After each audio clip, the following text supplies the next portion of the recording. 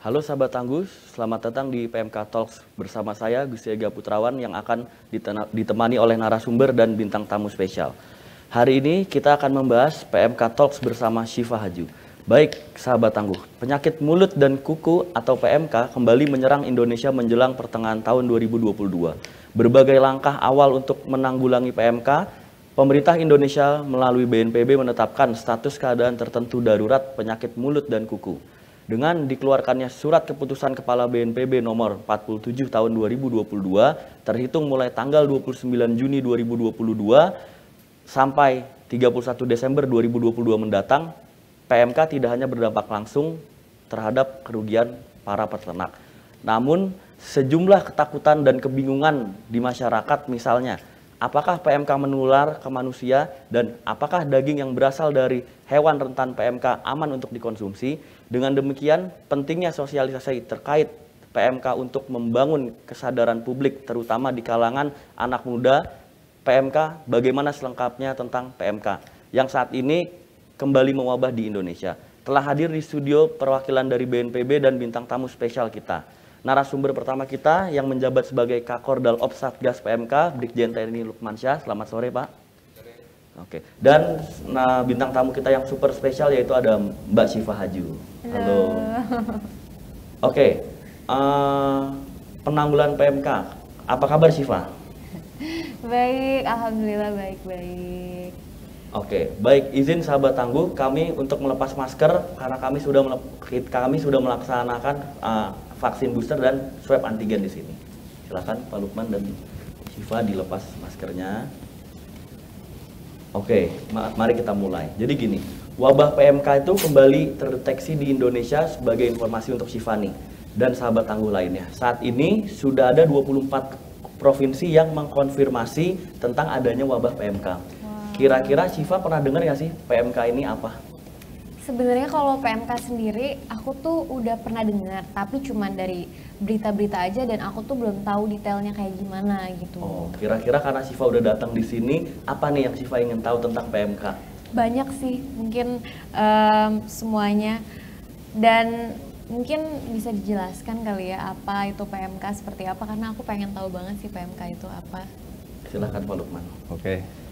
Pertama, saya ucapkan terima kasih kepada Mas Ega Ya. sudah mengundang saya di sini. Mudah-mudahan kehadiran saya di sini bisa membawa penerangan kepada masyarakat. Mbak Syifa juga terima kasih atas nama BNPB sudah hadir di sini ya. Baik, PMK adalah singkatan dari penyakit mulut dan kuku. Hati-hati loh, bukan mulut dan kelamin ya. Nah, kalau dokter manusia kan kulit dan kelamin. Karena pada saat rapat kita ada pembawa acara bilang penyakit mulut dan kelamin. Salah itu. Salah. Jadi dalam bahasa Inggrisnya adalah foot and mouth disease ya. Itu suatu penyakit akut yang disebabkan oleh virus yang menginfeksi hewan-hewan yang berkuku belah. Yang ada dua kukunya gitu. Kalau kita lihat perhatikan sapi, babi, kambing, domba atau kerbau, kukunya dua. Itulah yang diinfeksi oleh virus tersebut. Kemudian juga bisa menginfeksi hewan-hewan liar juga yang berkuku belah seperti jerapah atau rusa di alam liar. Itu penyakit PMK. Oh, begitu ya ya. Nah iya, soalnya kan kalau misalkan yang orang-orang tahu mungkin BNPB ini hanya dikenal untuk menangani bencana alam seperti gempa bumi, terus juga tsunami, longsor, banjir dan sebagainya. Tapi ternyata BNPB juga ditunjuk untuk menanggulangi COVID-19 dan saat ini PMK, luar biasa. Dan mungkin nih ya, saat ini sahabat Tangguh Gen Z di luar sana banyak banget yang belum tahu nih Pak, kalau misalkan tentang PMK kan tadi baru Bapak jelaskan. Yeah. Terus setelah itu gimana sih ciri-ciri fisik dan juga gejala hewan yang terkena PMK? Apakah sama seperti manusia terkena COVID? Maksudnya apakah hewan tersebut mengalami demam dan sebagainya? Oke, baik. Mungkin sama ya dengan COVID. Cuman kalau COVID kan sesuatu yang dirasakan oleh manusia, bisa ditanya manusia tuh, apa sih gejalanya? Tenggorokan sakit. Yeah. Penghilangan rasa, penghilangan kecium. Nah, kalau hewan kan tidak bisa, jadi kita hanya bisa melihat dari ciri-ciri fisiknya. Misalnya nantinya mulutnya akan ada luka atau erosi, mengeluarkan cairan yang cukup banyak. Kemudian kukunya pun luka. Karena ini bersifat akut itu adalah datangnya mendadak, menjengat dengan cepat, sehingga itu harus ditangani dengan segera. Infeksi itu juga akan mengurangi nafsu makan hewan tersebut. Karena mungkin mulutnya sakit ya. Kemudian hewan tersebut juga tidak bisa jalan karena kukunya sakit. Itulah yang menyebabkan kematian. Kalau di COVID itu kan semua orang mungkin bisa kena COVID, tapi ada yang kembali sehat, ada yang meninggal dunia. Yang meninggal dunia itu karena si manusianya mempunyai komorbid ya, mempunyai penyakit bawaan, misalnya asma dan lain-lain. Nah, kalau untuk hewan itu dia mati karena tidak bisa makan, kemudian tidak bisa berjalan untuk mencari makanan, akhirnya mati seperti kelaparan. Seperti itu kalau di hewan. Ciri-cirinya mulutnya luka, terutama di lidah, gusi, dan hidung, kemudian di kuku-kukunya. Demikian. Baik-baik, terima kasih. Nah, kalau misalkan untuk Ega sendiri, kalau tadi kan gejala-gejala yang terjadi di hewan, nah mungkin banyak banget yang bertanya-tanya, kalau PMK ini kira-kira bahaya nggak sih buat manusia, terus bisa nularin juga nggak sih dari hewan ke manusia? Oke, kalau untuk dari hewan ke manusia itu sih bisa dikategorikan tidak berbahaya, karena tidak ada satu kasus pun yang terbukti menularkan dari dari hewan kepada manusia. Tapi untuk lebih detail lagi mungkin Pak Lukman bisa menambahkan pertanyaan Syifa tadi, Pak Lukman, apakah berbahaya atau tidak? Sampai sekarang ya, mulai dari tahun 1966 belum ada sih manusia yang tertular gitu gara-gara penyakit PMK ini. Cuman yang jadi masalah adalah manusia sebagai carrier. Manusia yang menularkan kepada hewan tersebut. Mungkin seorang petani main ke kandangnya ya, padahal si hewannya itu sudah sakit. Nah, kemudian nempel di baju, dia pergi ke pasar hewan misalnya. Nah, di pasar hewan itu virus-virus yang nempel di bajunya akan menularkan kepada yang lain. Seperti itu. Jadi kalau untuk manusia tersendiri sampai sekarang tidak ada kasusnya sakit atau meninggal gara-gara PMK. Jadi tidak berbahaya buat manusia. Oke, jadi alhamdulillah masih aman ya Pak Lukman ya. Oke. Berbicara tentang hewan rentan PMK seperti sapi, tentunya tidak bisa dipisahkan dengan produknya, misalnya daging-dagingnya nih Pak.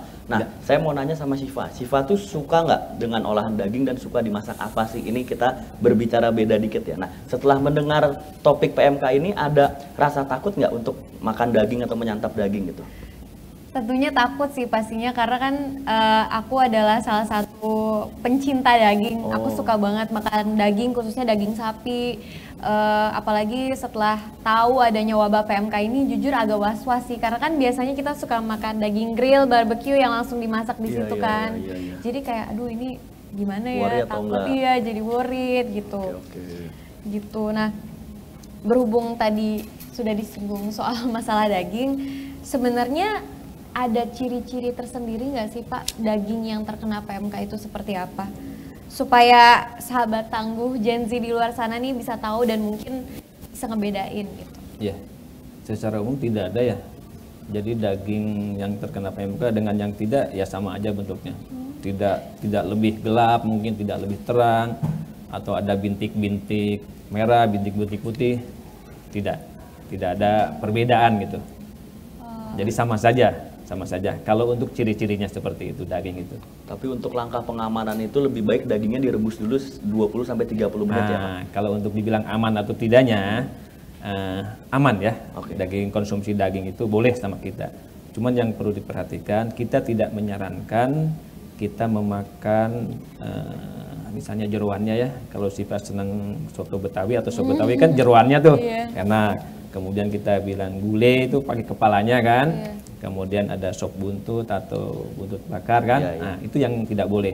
Jadi jeroannya, kepalanya, tulang-tulangnya, kemudian tadi ekornya itu lebih baik pada saat disembelih segera saja dikubur agar tidak menularkan kepada sapi-sapi yang lain. Nah, seperti itu. Kemudian untuk lebih amannya lagi pada saat kita mengkonsumsi daging, sebetulnya sebaiknya dilayukan dulu atau dimasukin kulkas dulu, dingin kan, sehingga virus-virusnya mati. Nah setelah itu aman buat kita. Kemudian juga pada saat memotong sapi itu, sapi yang itu ya, yang PMK itu sebaiknya didampingi oleh dokter hewan gitu, sehingga tahu persis apa yang harus dilakukan oleh pemotong hewan tersebut. Begitu. Oke Pak Lukman, berbicara tentang strategi BNPB sebagai koordinator Satgas Penanggulangan PMK, ini banyak nih netizen atau mungkin masyarakat Gen Z yang belum tahu apa sih strategi kita sebagai Satgas PMK dan BNPB untuk memberantas ini semua. Baik, saya coba jelaskan ya. Strategi yang kita punyai ada 4. Yang pertama biosecurity, yang kedua pengobatan, yang ketiga vaksinasi, yang keempat potong bersyarat. Itu 4 itu yang kita lakukan. Coba saya jelaskan satu persatu. Biosecurity intinya adalah disinfeksi ya. Kita menyemprot dengan disinfektan. Sapinya kita semprot. Kemudian produk hewannya disemprot juga. Kemudian kendaraan yang mengangkutnya, orang yang menggiringnya, kandangnya dan lain-lain pokoknya kita disinfeksi. Itu namanya biosecurity. Kita mulai dari kandang lah ya. Dari kandang kita semprot, kendaraan yang mengangkut kita semprot, baju orangnya tersebut juga kita semprot, sehingga semuanya steril. Kemudian juga pintu-pintu masuk, mungkin kalau kita naik pesawat, Mbak Sipa mungkin pernah dalam waktu beberapa hari kebelakang setiap masuk bandara kita menginjak karpet yang agak basah. Nah itu sudah disemprot disinfektan, sehingga apabila kita membawa virus di sepatu itu secara otomatis kena itu kesananya aman. Nah, kemudian di pintu-pintu pelabuhan yang saya sudah lihat di Gilimanuk, kendaraan yang masuk pasti melalui lorong-lorong yang seperti disemprot lah, ada awan gitu, bukan awan ya, bun-bun, sehingga mobil ke sana setelah lewat itu kita harapkan sudah steril seperti itu.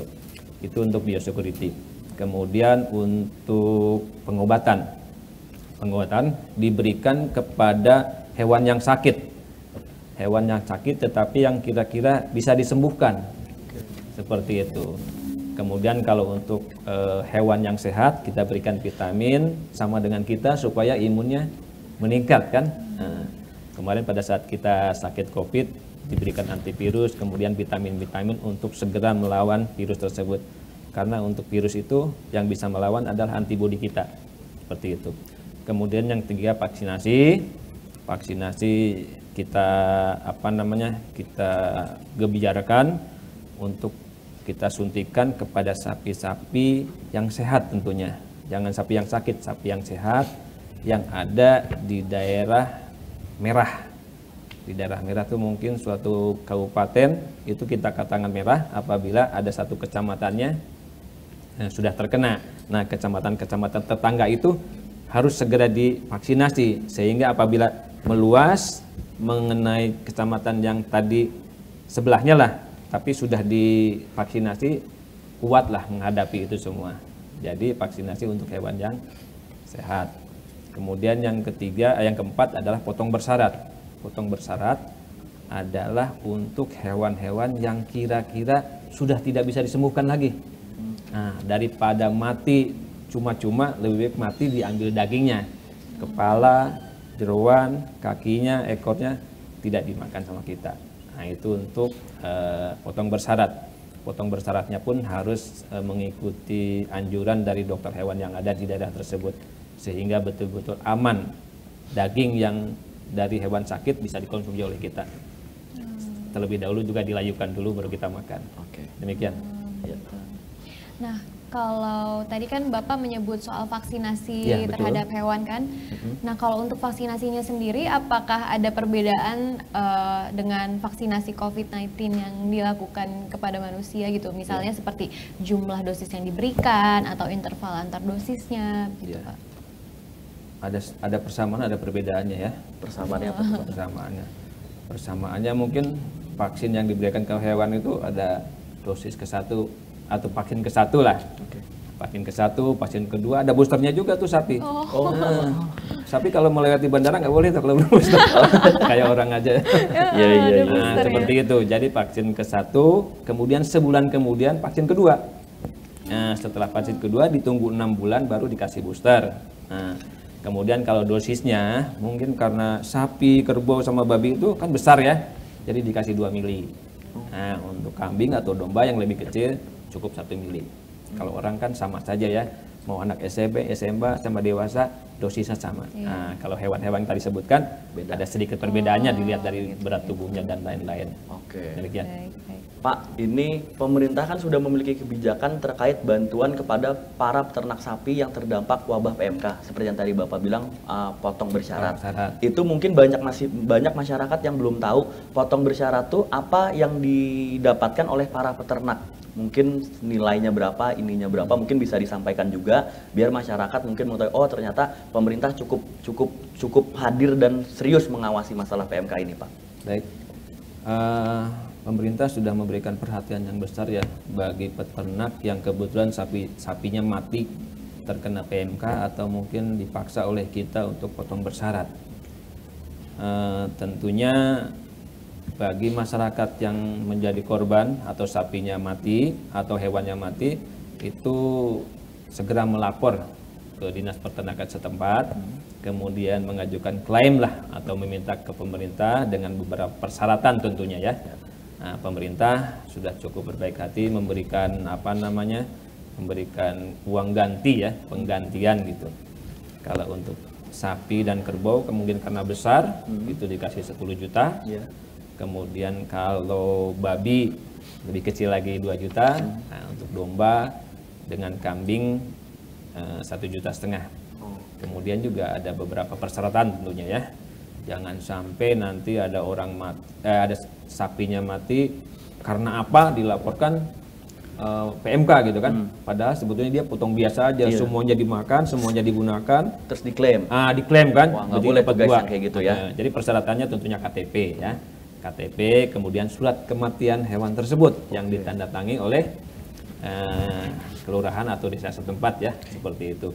Yang ketiga itu sudah dilaporkan ke Isiknas. Jadi aplikasi untuk yang milik Kementan yang di sana mengatur atau menampilkan data-data tentang PMK tersebut. Jadi dilaporkan dulu, kalau belum ada di Isiknas berarti belum bisa diklaim. Yang ketiga yang tadi itu ada surat keterangan dari dokter bahwa hewan tersebut matinya karena PMK. Nah, sekarang kan banyak modus tadi saya bilang kan, bisa aja mengklaim mungkin ketabrak mobil untuk apa dilaporkan PMK, nggak bisa. Harus ada persyaratan di dokter hewan tersebut. Nah, itu persyaratan bukan untuk memberatkan ya, tapi supaya yang dari pemerintah itu bantuan tuh tepat sasaran gitu loh. Jangan sampai orang yang tidak berhak mendapatkan pergantian. Mungkin begitu. Oke guys, berarti kan kita bisa lihat ya Satgas PMK melalui BNPB ini kita benar-benar serius untuk menangani ini. Nah, satu lagi Pak Lukman, bagaimana rencana BNPB ke depan bersama dengan Kementerian Pertanian dan stakeholder terkait untuk mewujudkan Indonesia Zero Case? Karena kan pasti kita sebagai masyarakat pingin dong, oh kita kapan sih bebas dari PMK ini? Apa strateginya dan kira-kira gimana tuh? Baik, tentunya BNPB yang sudah ditunjuk oleh Presiden menjadi koordinatornya atau kepala Satgasnya akan selalu berkoordinasi dengan kementerian atau lembaga terkait ya, khususnya dalam ini adalah Kementerian Pertanian, sehingga sosialisasi tentang PMK ini tepat sasaran gitu, tepat sasaran. Kemudian juga strategi yang tadi sampaikan, 4 strategi utama itu akan terus kita lakukan. Ke depan itu akan kita terus lakukan. Kemudian juga vaksinasi tetap kita akan lakukan walaupun sekarang kita masih kekurangan, tetapi segera kita akan mengimpor sebelum vaksin yang dibuat oleh dalam negeri anak bangsa bisa gunakan, kita mengimpor dulu karena kita harus segera memberikan vaksinasi kepada itu. Itu kemudian juga kita pasti akan melakukan survei atau mungkin sementara ini kan kalau PMK itu sembuh dan tidaknya hanya dilihat dari fisiknya saja. Misalnya hari ini terlihat sapinya itu mulutnya luka, kukunya luka, kemudian kita kasih obat, 14 hari kemudian sudah sembuh tuh lukanya itu ya, sudah sembuh lukanya, sudah bisa makan lagi, sudah bisa jalan, itu kita nyatakan sembuh. Tetapi tidak pernah di swab kan?